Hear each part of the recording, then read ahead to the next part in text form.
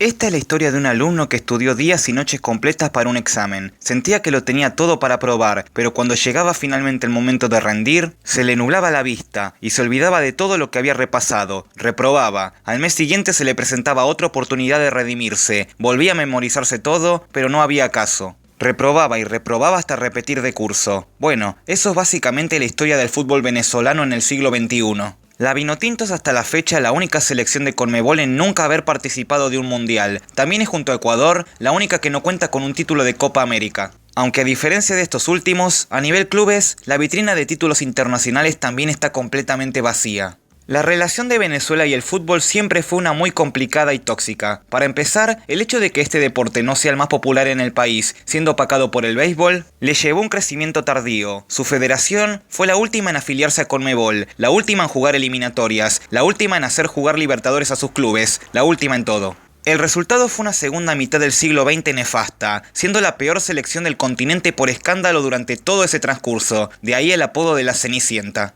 Las participaciones de los clubes en competencias como Copa Libertadores eran solamente testimoniales, jugaban solo para presentarse. Esto, sin embargo, cambiaría y mucho con la llegada del nuevo milenio. En las últimas 2 décadas, el fútbol tuvo por primera vez una importancia real en Venezuela. Su selección mejoró, pasando de ser el comodín de turno a por fin llegar a competir y jugar de igual a igual a sus rivales de confederación. Organizarían la Copa América en el 2007, donde pasaron de ronda por primera vez. Luego en la siguiente edición en Argentina alcanzarían unas históricas semis. Estuvieron a nada de clasificar a Brasil 2014. La selección juvenil fue campeona en la categoría sub-20 en el Mundial de Corea del Sur. Incluso los clubes lograrían un par de participaciones destacadas en competencias como Libertadores o Sudamericana. Sin embargo, y a pesar de todo el enorme avance que se hizo en un transcurso de apenas de poco más 20 años, todavía los resultados deportivos siguen en deuda. Por más que esté lista la teoría, si después en la práctica no se consigue plasmar lo aprendido, entonces todo sigue siendo más de lo mismo. Hace apenas un par de días, el fútbol sudamericano se despertó con un bombazo. José Pekerman renunciaba de su cargo como seleccionador de Venezuela.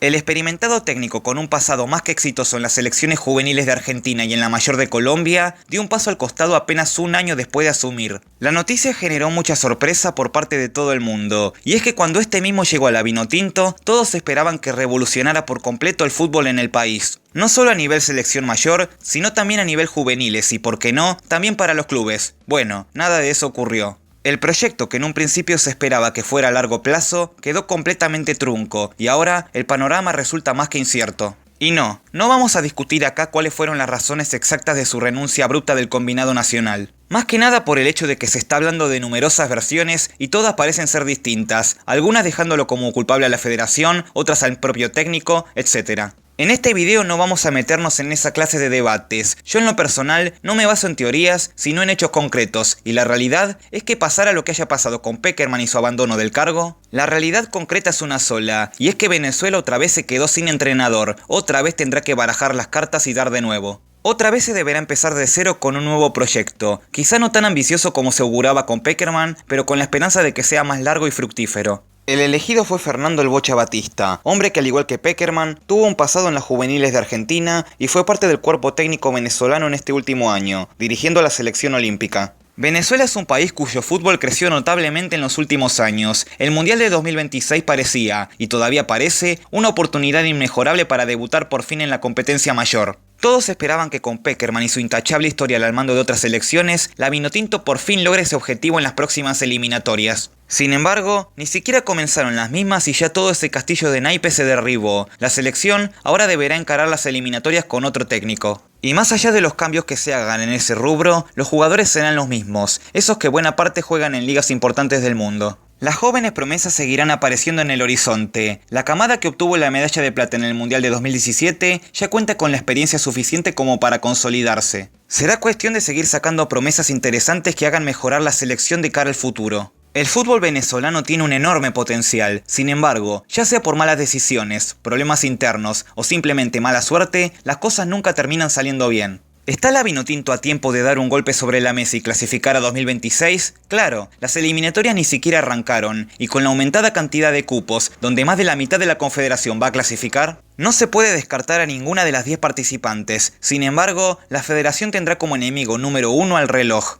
Ahora, el entorno de Batista deberá comandar un proyecto serio, que a diferencia del de Pekerman, logre sentirse cómodo y luego los resultados serán quienes manden. Nada está perdido todavía. Hay antecedentes de selecciones que luego de un periodo de crisis lograron levantarse luego de que acertaran con el entrenador apropiado. El de Scaloni con Argentina es el ejemplo más claro, pero también están los de Tite en Brasil, que asumió luego de la mala campaña de Dunga, o el caso de Ecuador, similar a la situación de Venezuela, ya que la Tri sufrió la salida inesperada de Jordi Cruyff, llegó al Faro y en poco tiempo puso su sello y llevó a su equipo al Mundial. Hace poco hice un video hablando de Independiente del Valle y porque en mi opinión es el proyecto más serio y mejor trabajado de toda Sudamérica. Mejor que el de varios clubes que son considerados grandes y tienen a disposición muchos más recursos para conseguir el éxito. Ese caso de Independiente fue, es y sigue siendo un modelo a imitar para todo el continente. Hoy en día, la selección ecuatoriana es lo que es en buena parte gracias al enorme trabajo hecho en este club. En ese asunto de los clubes venezolanos, la liga tampoco se salva. Cada temporada hay equipos que desaparecen, otros que se refundan, otros que cambian de nombre. Esas son cosas que no deberían ocurrir,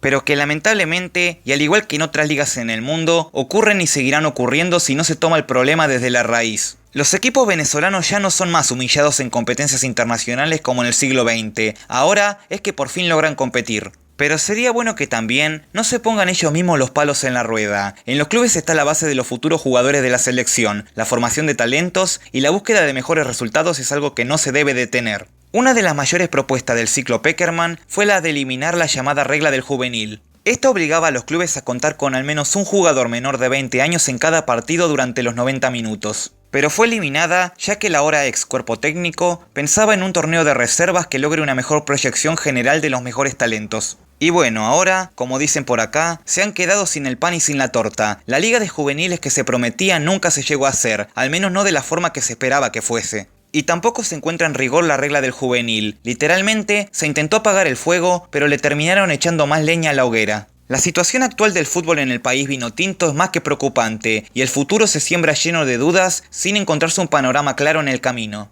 ¿Qué es lo que necesita el fútbol venezolano más que nunca ahora mismo? Orden, la palabra es orden. Venezuela cuenta con una selección prometedora, con mucho potencial listo para ser explotado. Incluso más potencial que otras selecciones de Sudamérica que en estos últimos años consiguieron mejores resultados a pesar de la escasez de recursos. Es hora de que todos remen su barco para el mismo lado, que apunten los cañones hacia un único objetivo y que ese objetivo se haga realidad. ¿Es eso? O si no, deberán ver, una vez más y como siempre, el Mundial desde casa, pero esta vez no será como las anteriores. Esta es una oportunidad inmejorable. No solo la generación de jugadores llegará en un momento justo, sino que además será la primera eliminatoria con el nuevo y generoso formato de 6,5 cupos. Y no creo que quieran esperar de vuelta hasta 2030. Bueno, es hora de que por fin, y de una vez por todas, poner las cosas en orden. Es fácil decirlo desde afuera, ¿verdad? Bueno, ese es el tema. Nosotros desde afuera no podemos hacer mucho al respecto. Será cuestión que desde arriba comiencen a enderezar este barco antes de que vuelva a quedarse a la deriva.